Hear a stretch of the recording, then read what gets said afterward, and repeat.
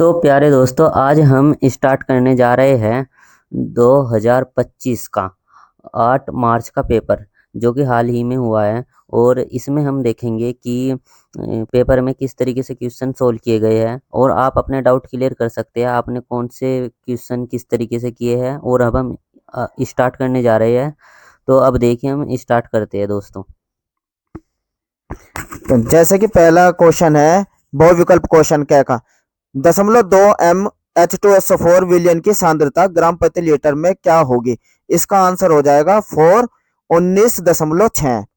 खैर प्रश्न देखेंगे, निम्नलिखित आयनों में अनुचुंबकीय आयन है, तो इसका आंसर हो जाएगा थर्ड Cu++। थर्ड प्रश्न देखते हैं जो कि आया था, निम्नलिखित में से कौन सा आयन उपसह संयोजन यौगिक नहीं है, तो इसका आंसर हो जाएगा फर्स्ट Na+। घ प्रश्न देखते हैं, एसिटिक अम्ल के हाइड्रोजोइक अम्ल के साथ सांद्र H2SO4 की उपस्थिति में 0 डिग्री सेल्सियस पर क्रिया करने पर बनता है, तो इसका आंसर हो जाएगा मैथिल एमीन। ये बनता है सेकंड मैथिल एमीन। ड क्वेश्चन देखते हैं, एनिलीन की ब्रोमीन से प्राप्त होता है, एनिलीन की ब्रोमीनन से प्राप्त होता है, वो होता है थर्ड ट्राइब्रोमो एनिलीन। चाहे क्वेश्चन देखते हैं, इनुलिन के जल अपघटन से प्राप्त होता है, इसका आंसर हो जाएगा सेकंड फ्रैक्टोज।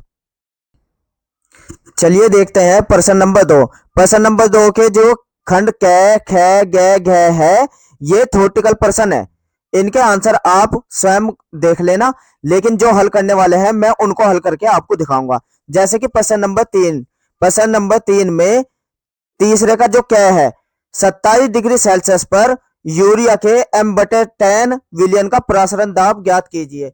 देखिए, इसका प्रसारण दाब ज्ञात करना है, आइए इसको हम निकालते हैं। तीसरे का क्या प्रश्न, इसको देखते हैं ये कैसे करना था आपको। तीसरे का क्या है, प्रसारण दाब, इसका सूत्र होता है P बराबर CRT।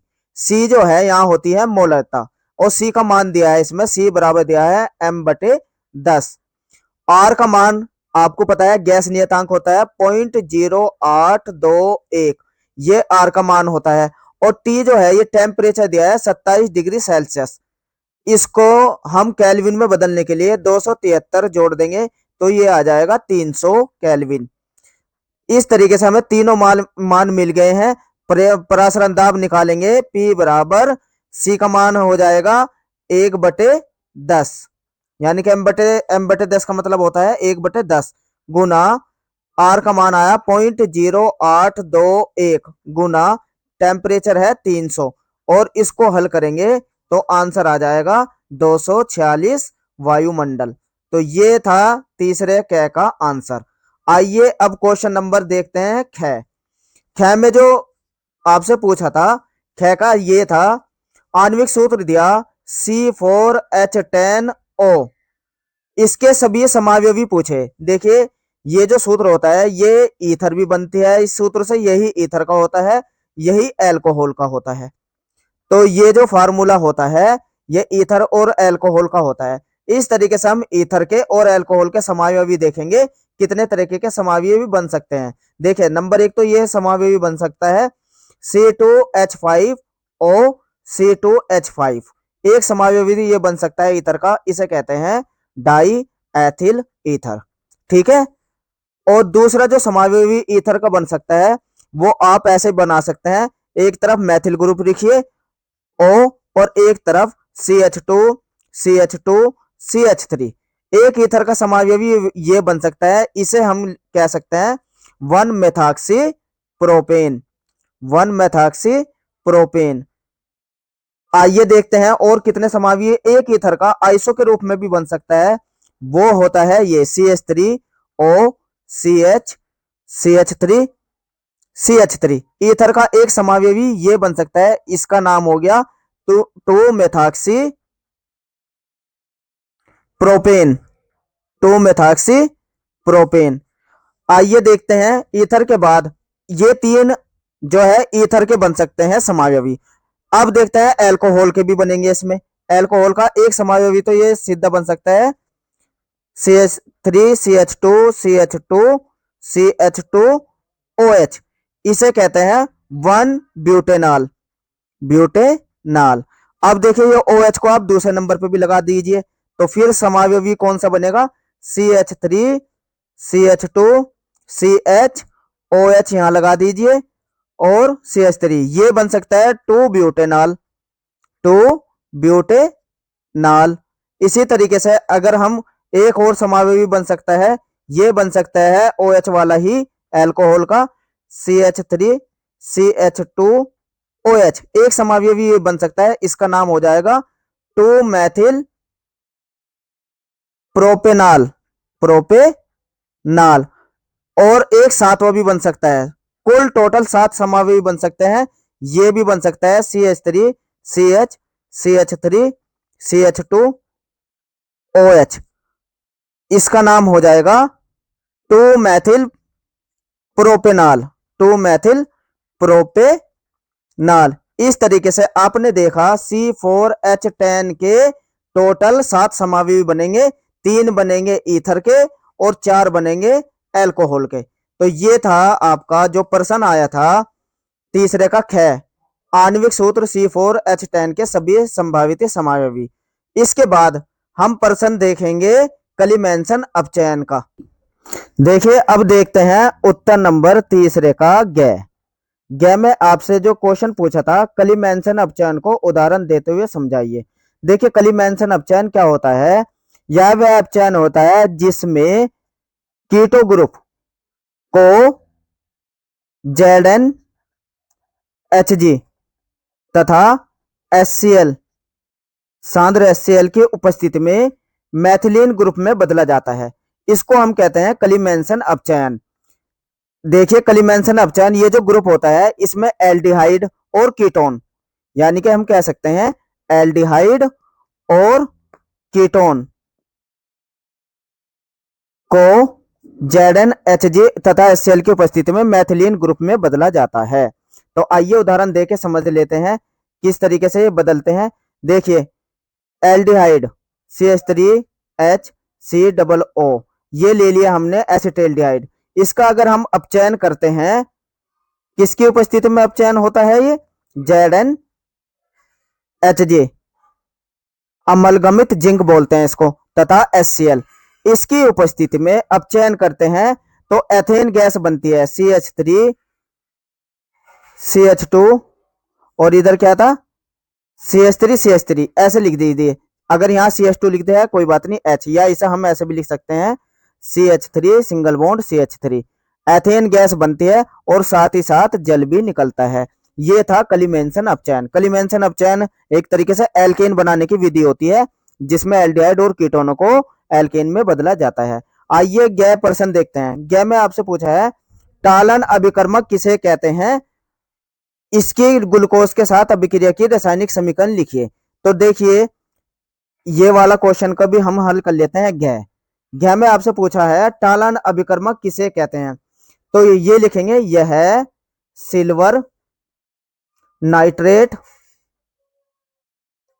का अमोनिकल विलयन होता है, अमोनिकल विलयन होता है। इसका रासायनिक सूत्र जो होता है वो होता है AgNH3 का होल ट्वाइस OH, इसको कहते हैं हम टालन अभिकर्मक। और जब आप इसकी रासायनिक समीकरण दिखाते हैं तो Ag2O के रूप में इसे लिख के हम अभिक्रिया दिखाते हैं। देखिए आइए ग्लूकोज से पूछी थी, ग्लूकोज का जो फार्मूला होता है वो होता है CHOH का होल 4 और CH2OH। जब इसकी टालन अभिकर्मक से अभिक्रिया होती है Ag2O के रूप में लिख के, तो इसे गर्म करने पर यह एक ऑक्सीकरण अभिक्रिया होती है ग्लूकोज की, और इसमें ग्लूकोनिक अम्ल बनता है जिसका फार्मूला होता है COOH CHOH का होल 4 और CH2OH। जो ऊपर एल्डिहाइड ग्रुप है वो कार्बोक्सिलिक समूह में बदल जाता है, इसे कहते हैं ग्लूकोनिक अम्ल। और साथ के साथ इसमें 2Ag का काला अवक्षेप भी प्राप्त होता है। ये आपसे प्रश्न नंबर 4 का घ पूछा गया था। आइए अब देखेंगे हम क्वेश्चन नंबर 4 को। चलिए आइए देखते हैं प्रश्न नंबर 4 का क्या पेपर में क्या कह रहा था? क्या है, यूरिया का एक विलयन भार अनुसार 6% है। विलयन में यूरिया तथा जल के मोल प्रभाज ज्ञात कीजिए। देखिए इसमें मोल प्रभाज ज्ञात करवाए हैं यूरिया के और जल के। मोल प्रभाज का जो फार्मूला होता है वो होता है, अगर अगर आपको निकालने हैं यूरिया के मोल प्रभाज, यूरिया के मोल प्रभाज, तो जिसके भी मोल प्रभाज आपको निकालने होते हैं उसी के मोल ऊपर लिखते हैं और बटे विलयन के कुल मोल, ये टोटल विलयन के होते हैं। इसके बाद आपको अगर जल के मोल प्रभाज निकालने हैं, जल के मोल प्रभाज, इसके लिए आपको जो फार्मूला होता है, तो जल के मोल प्रभाज हम बड़ा एन मान के इसको करेंगे और नीचे टोटल विलयन के मोल प्रभाज, ये होता है फार्मूला निकालने का। आइए अब देखते हैं क्वेश्चन में क्या दिया था। सबसे पहले यूरिया, इसका अनुभार दिया है यूरिया के लिए, आप पहले यूरिया लिखिए। यूरिया का अनुभार जो दिया है वो दिया है 60, देखिए खुद ही दिया है इसमें 60।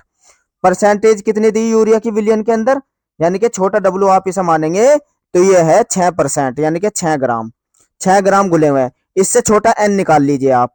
एन बराबर क्या फार्मूला होता है, डब्ल्यू अपॉन एम, मोलों की संख्या का यही फार्मूला होता है।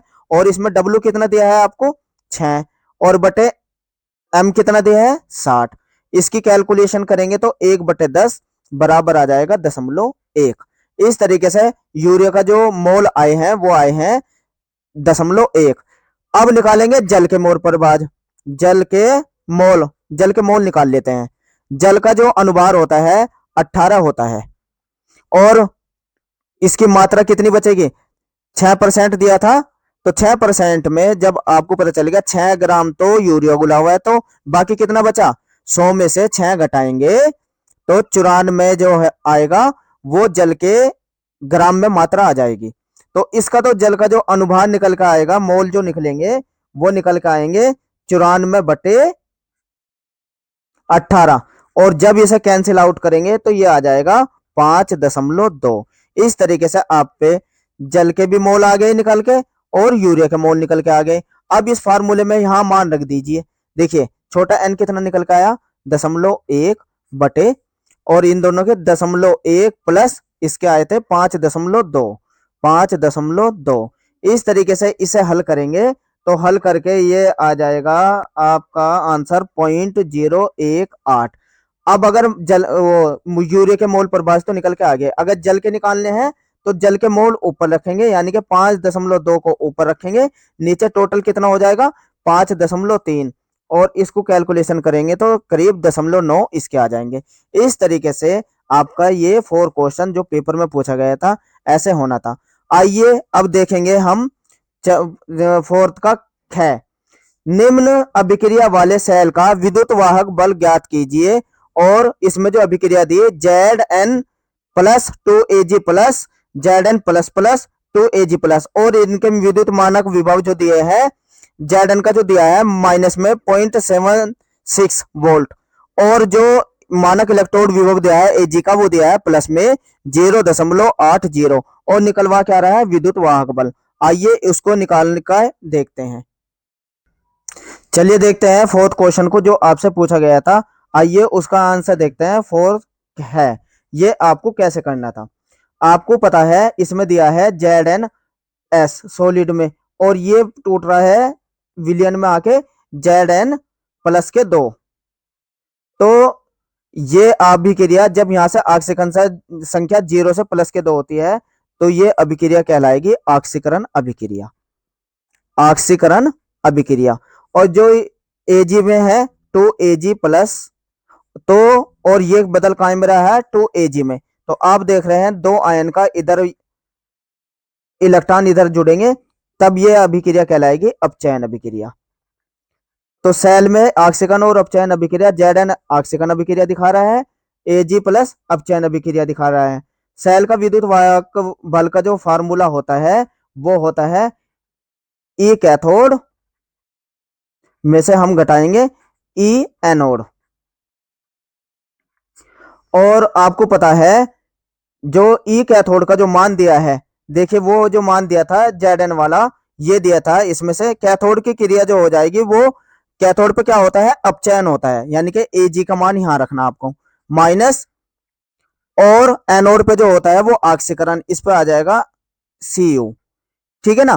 तो आप देखिए Ag का मान कितना दिया है इसमें वोल्ट में, प्लस के 0.80 वोल्ट, और माइनस माइनस के इसमें लिखना है आपको 0.76 वोल्ट दिए Cu के। तो इसको कैलकुलेशन करेंगे, 0.80 और माइनस माइनस प्लस 0.76, इनको ऐड करेंगे तो आ जाएगा 1.56 वोल्ट।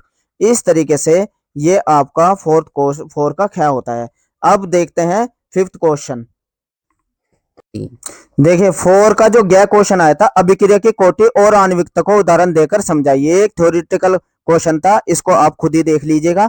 गया में संक्रमण तत्व क्या है, स्पष्ट कीजिए। संक्रमण धातु सामान्यतः रंगीन यौगिक बनाते हैं, ये भी एक थ्योरेटिकल क्वेश्चन है।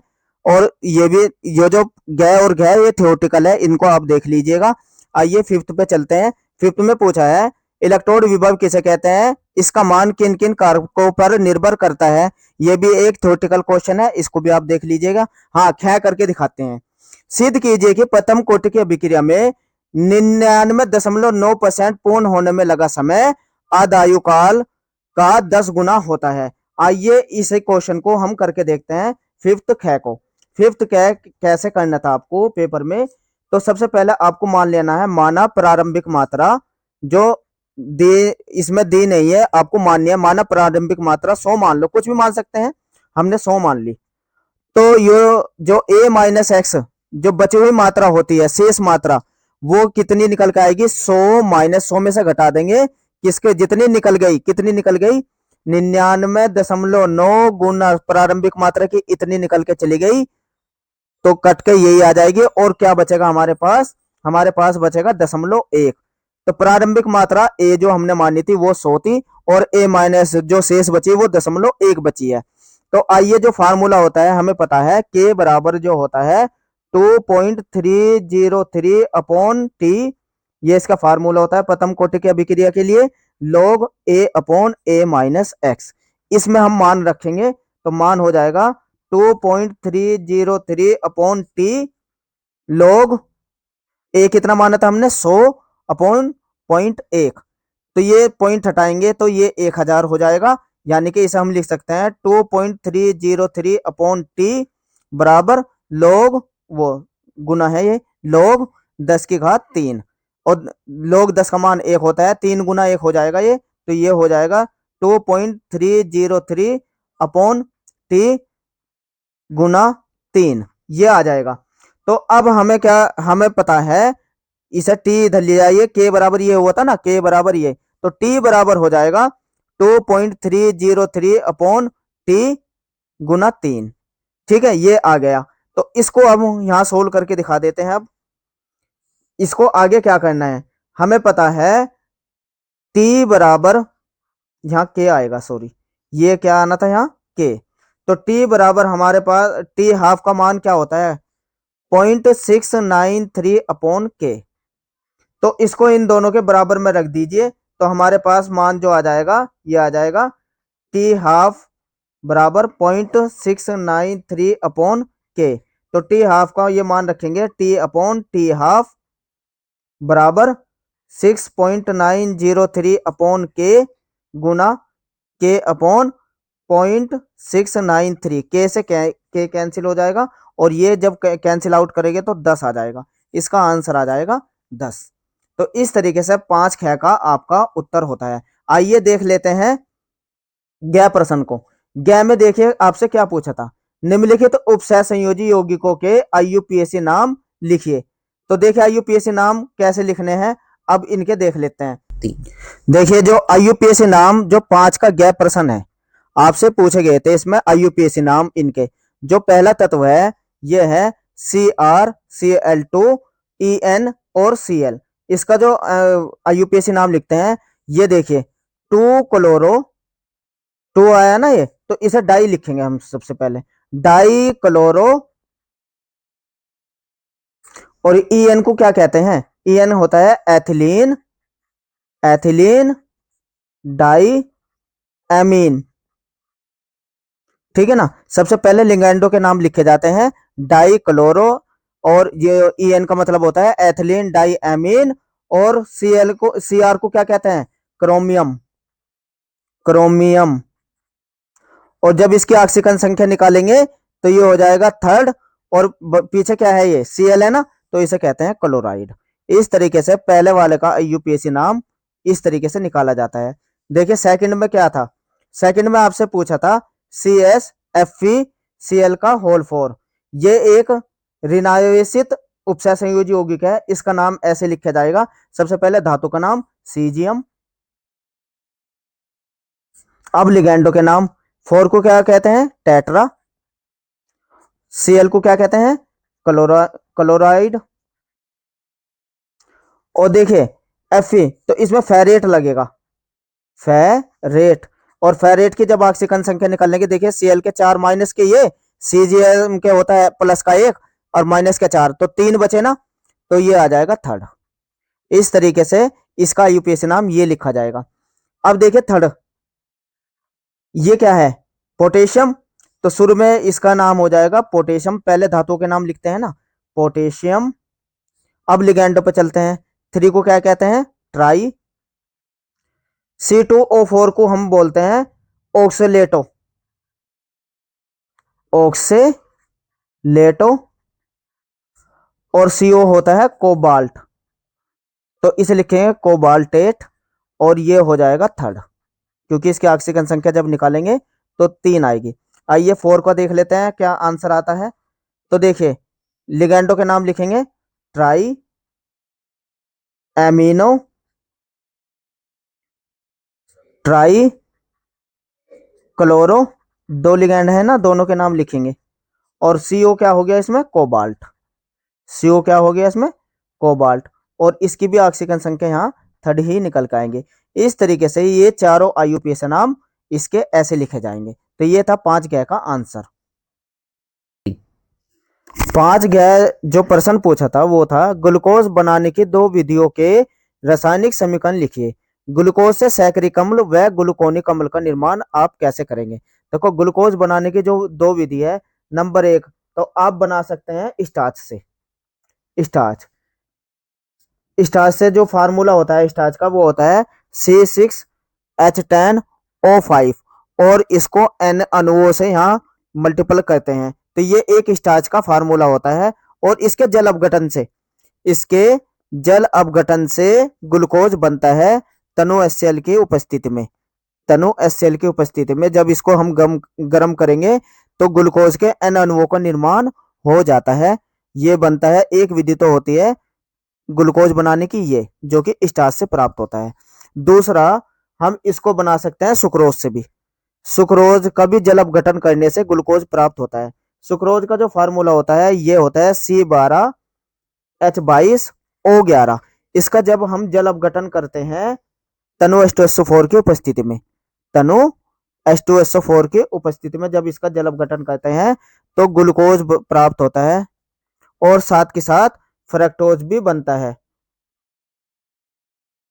ग्लूकोज बनता है और इसके साथ फ्रक्टोज बनता है। इस तरीके से आप ग्लूकोज के 2 विधि ये होती है, स्टार्च से भी बना सकते हैं और सुक्रोज से भी बना सकते हैं। 3 आइए अब देखते हैं ग्लूकोज से सैकरिक अम्ल कैसे प्राप्त किया जाता है। इसकी जो अभिक्रिया होती है ग्लूकोज की, वो ग्लूकोज का जो फार्मूला लिखते हैं CHOH का होल 4, ये होता है ग्लूकोज। इसका हम ऑक्सीकरण करते हैं HNO3 की उपस्थिति में, यानी कि नाइट्रिक अम्ल की उपस्थिति में जब इसका ऑक्सीकरण किया जाता है तो सैकरिक अम्ल प्राप्त होता है। सैकरिक अम्ल का जो फार्मूला होता है वे होता है, दोनों हैंड पे कार्बोक्सिलिक अम्ल जब आ जाता है इसे ही कहते हैं ग्लूकोसैकरिक अम्ल। ये सैकरिक अम्ल इस तरीके से प्राप्त होता है, और साथ ही साथ जल का एक अणु भी बनता है। ये हो गई सैकरिक अम्ल प्राप्त करने की विधि। अब देखिए सेकंड पूछी थी ग्लूकोनिक अम्ल प्राप्त करने की विधि। अब सेकंड वाली भी देख लेते हैं।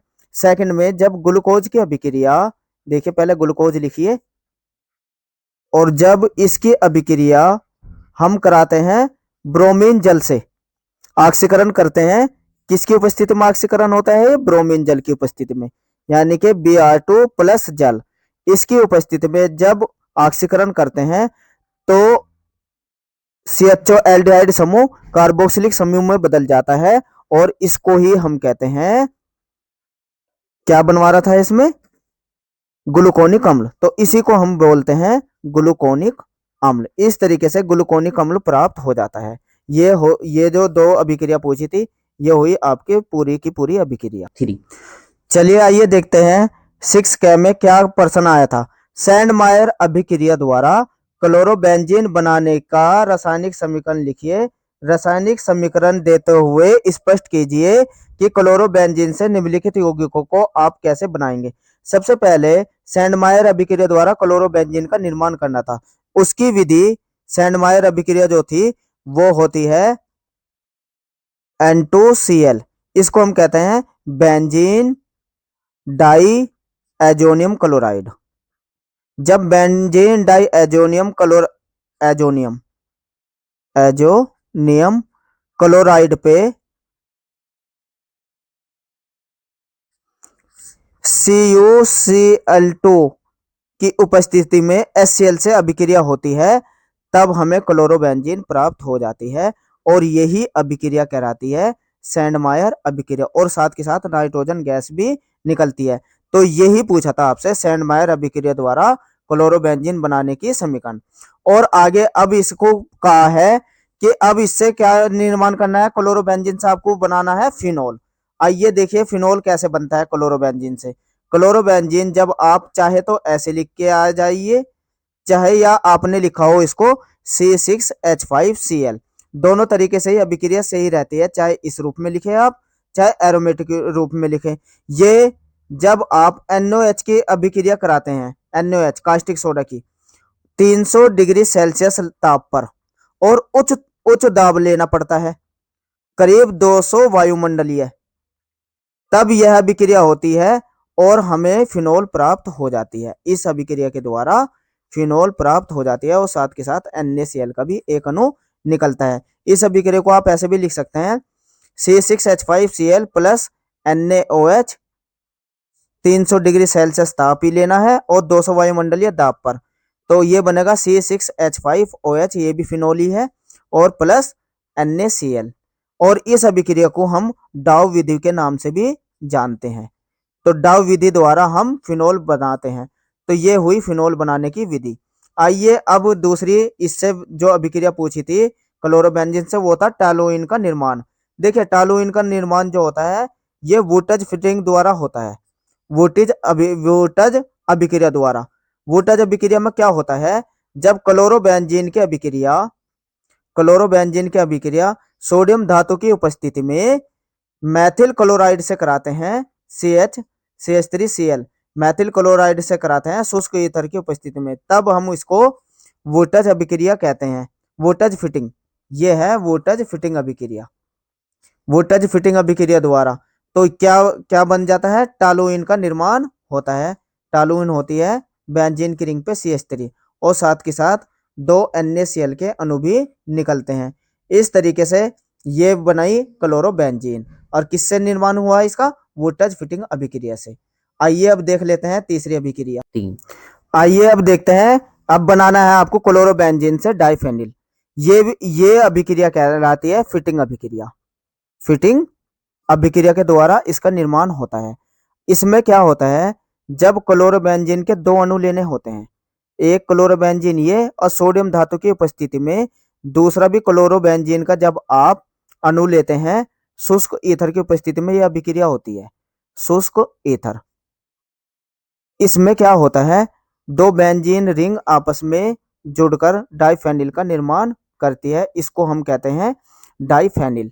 और प्लस NaCl के 2 अणु निकल जाते हैं।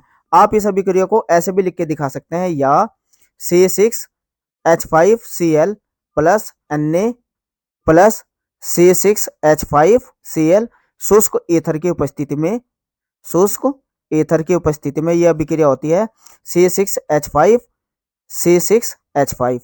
Plus 2 NaCl। चाहे तो आप ऐसे लिखे आए हो या ऐसे लिखे आए हो, तो इस तरीके से दोनों ही समीकरण ठीक थी। यही कहलाती है वोल्टेज फिटिंग अभिक्रिया, फिटिंग अभिक्रिया, और इससे बनती है डाइफेनिल, जो कि आपके सामने बनाई है। तो ये था 6 कै। आइए अब देख लें, ये अथवा में भी था, तो आपने ये किया है तो कोई नहीं, ये तो टिप्पणी लिखनी थी आपको। अब जो ख था इसका, वो है फिनोल बनाने की विधि लिखिए, इसकी निम्नलिखित से अभिक्रिया के रासायनिक समीकरण भी लिखिए। तो सबसे पहले आपसे जो पूछा गया था फिनोल बनाने की विधि, आइए फिनोल बनाने की विधि को भी देख लेते हैं। ये अभी आपने पहली रिएक्शन करी थी, अभी थोड़ी देर पहले रिएक्शन की है क्लोरोबेंजीन के ऊपर। क्लोरोबेंजीन की अभी अभी क्रिया की थी आपने, किससे क्रिया की थी? NaOH से। क्लोरोबेंजीन की क्रिया NaOH से की थी, 300 डिग्री सेल्सियस ताप लेकर और उच्च दाब लेकर, करीब 200 वायुमंडलीय दाब पर। अभी अभी ये क्रिया ऊपर आई थी और ये दोबारा फिर पूछ ली, तो ये क्या बनता है इससे अभिक्रिया में? फिनोल, और प्लस NaCl का एक अणु निकल जाता है। इस तरीके से जो क्वेश्चन था फिनोल बनाने की विधि, ये फिनोल बनाने की विधि है। या आपने इसको ऐसे भी लिखा हुआ हो, C6H5Cl प्लस NaOH और 300 डिग्री सेल्सियस ताप पर उच्च दाब लेना था, तो ये बन जाता C6H5OH प्लस NaCl। तो किसी स्टूडेंट ने चाहे इसको ऐसे लिख के आया हो, चाहे ऐसे लिखा आया हो, दोनों ही ठीक है। यह हुई फिनोल बनाने की विधि। 3। आइए अब देखते हैं फिनोल के जो रासायनिक गुण पूछे। सबसे पहले अभिक्रिया पूछी है आपसे, सांद्र HNO3 से क्रिया पूछी है। देखिए फिनोल की जब सांद्र HNO3 से अभिक्रिया होती है, फिनोल लिखा है आपने फिनोल का सूत्र, प्लस इसकी क्रिया जब HNO3 से होती है तो क्या होता है? फिनोल के पैरा पोजीशन पर, फिनोल के ऑर्थो और पैरा पोजीशन पे NO2 का अणु जुड़ता है। ये तो ऑर्थो पोजीशन पे जुड़ा, प्लस फिनोल के पैरा पोजीशन पे NO2 का अणु जुड़ जाएगा। इस तरीके से इन दोनों का मिश्रण प्राप्त होता है, इसे कहते हैं ऑर्थो नाइट्रोफिनोल और यो पैरा नाइट्रोफिनोल। तो ये अभिक्रिया थी जो आपसे पूछी थी, सांद्र HNO3 से अभिक्रिया। तो ये हुई सांद्र HNO3 से अभिक्रिया। आइए अब पूछा है दूसरी अभिक्रिया ब्रोमीन जल से। फिनोल की ब्रोमीन जल से जो अभिक्रिया थी वे ये थी, फिनोल की क्रिया Br2 से जब करेंगे ब्रोमीन से, तो ये बनता है फिनोल के ऊपर दूसरी पोजीशन पे और चौथी पोजीशन पे और छठी पोजीशन पे Br के अणु जुड़ जाते हैं, जिसे हम कहते हैं, इस अभिक्रिया को हम बोलेंगे ट्राई ब्रोमोफिनोल।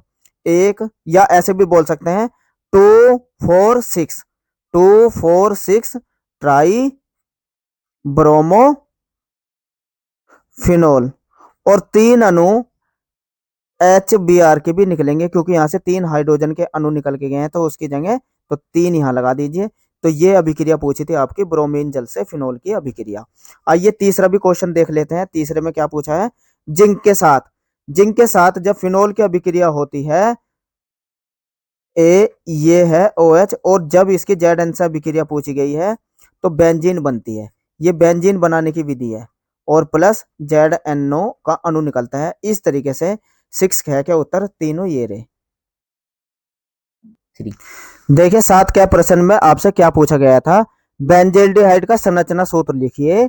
बेंजल्डिहाइड की अभिक्रिया पूछी NH2NH2 यानी कि हाइड्रोजन से। नंबर 2 टालेन अभिकर्मक से। नंबर 3 HNO3 व H2SO4 के साथ। और नंबर 4 NaOH की अभिक्रिया के साथ। आइए सबसे पहले बेंजल्डिहाइड, जिसको बेंजल्डिहाइड को हम क्या बोलते हैं? बेंजल्डिहाइड, इसका जो अनुसूत्र होता है C6H5CHO, ये हुआ इसका अनुसूत्र। लेकिन इसमें पूछा संरचना सूत्र, इसको हम ऐसे भी लिख सकते हैं, ये हुआ इसका संरचना सूत्र CHO। ये बेंजल्डिहाइड हुई। तो सबसे पहले तो ये हुआ। अब इसकी बेंजल्डिहाइड की अभिक्रिया किससे पूछी? हाइड्रोजन से। देखिए बेंजल्डिहाइड चाहे तो आप ऐसे लिखिए कीटो रूप में, C डबल बॉन्ड OH। इसकी अभिक्रिया जब हाइड्रोजन से आपको करानी है तो H2 पहले बाहर लिख देना है, NH2। और ये देखिए फिर क्या बनेगा, ये जो बेंजल्डिहाइड का सूत्र है, यहां से ये ऑक्सीजन निकल जाएगी, CH डबल बॉन्ड ये ऐसा कैसे रह जाएगा, और NH2 बेंजेल्डिहाइड ऑक्सीजन बनेगा और साथ के साथ जल बाहर हो जाएगा। या इस अभिक्रिया को आप ऐसे भी लिख के आए हो तो ये भी ठीक ही है, C6H5 CH double bond O ऐसे लिख के बेंजेल्डिहाइड के सूत्र को, और H2N NH2। तो चाहे किसी ने ये अभिक्रिया ऐसे भी लिखी है तो ये भी ठीक ही है।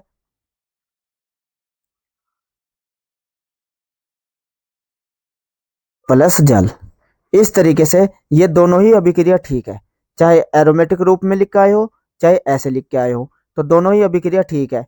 अब दूसरा जो अभिक्रिया आपसे पूछी है वो पूछी है टालेन अभिकर्मक से।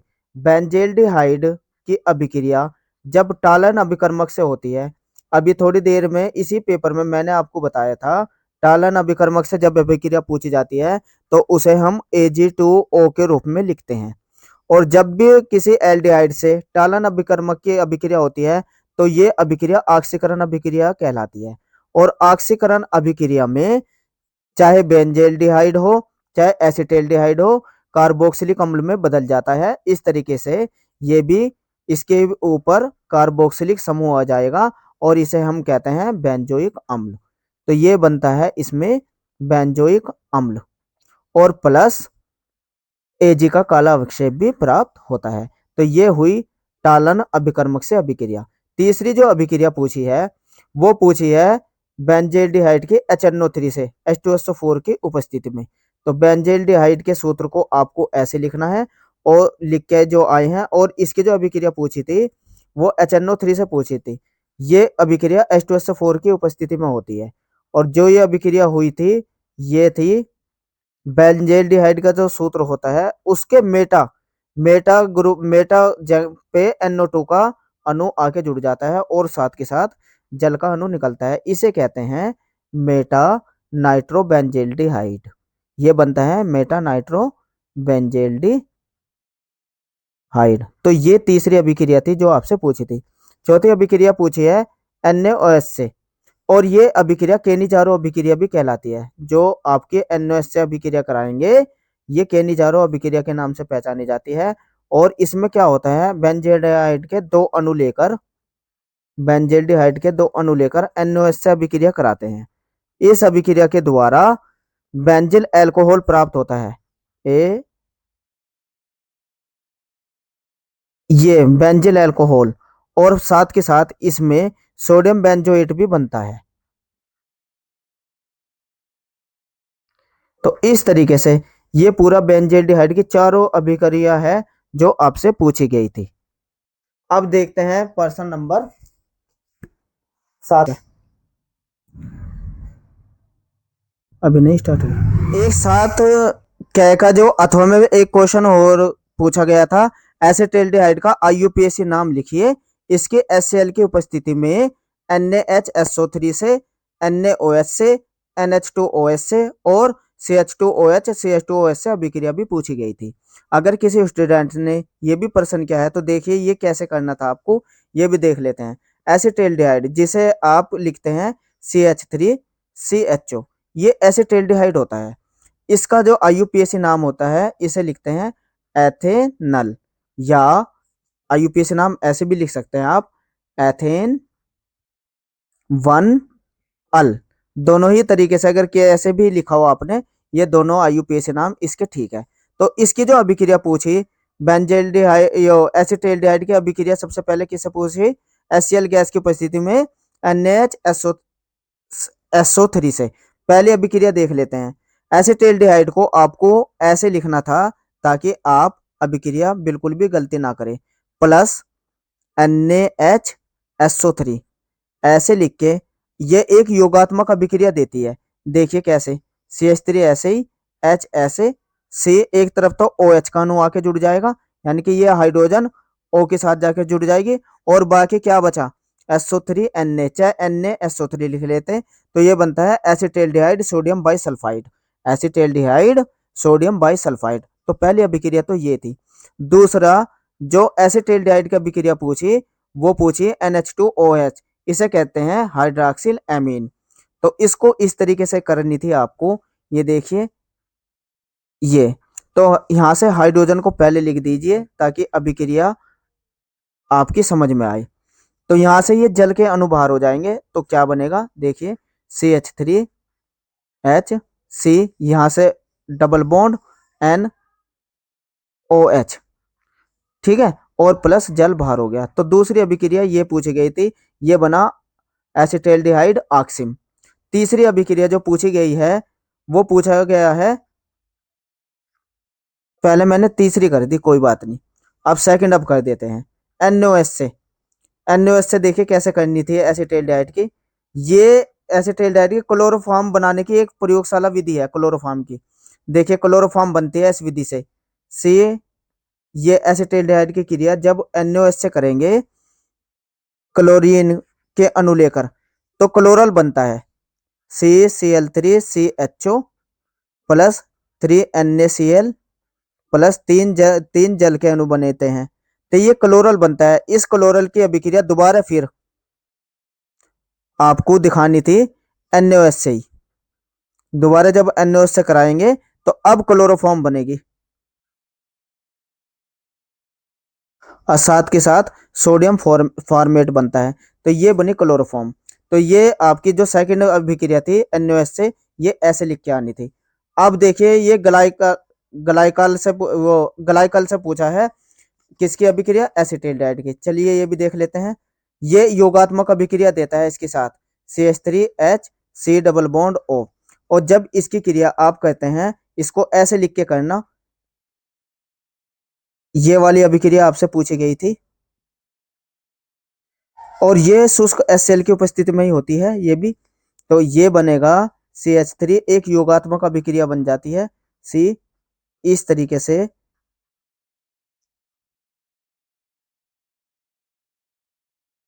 ये बनता है। इसे कहते हैं चक्रीय एल्डोल। ये क्या बनता है, चक्रीय एल्डोल, और जल का एक अणु बाहर हो जाता है। तो ये चारों वे अभिक्रिया थी जो आपके 7 का जो ख क्वेश्चन पूछा गया था। तो इस तरीके से 7 का ख का आंसर था।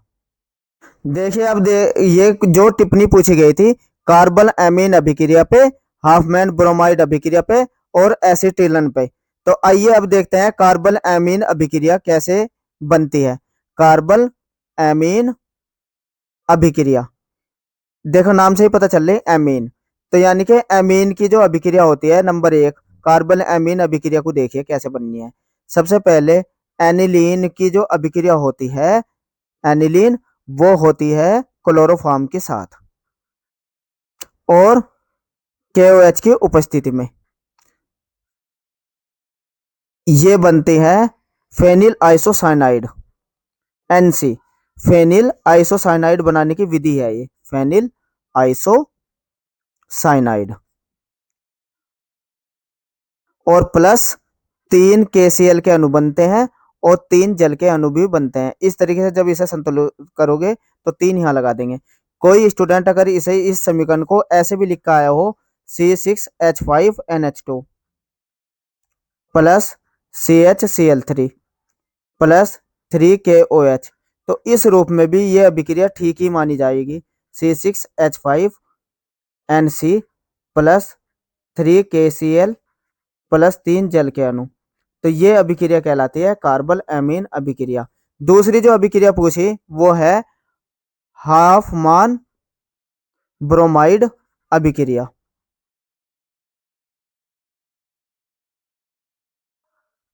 हाफमैन ब्रोमाइड अभिक्रिया जो कि होती है बेंजामाइड पे।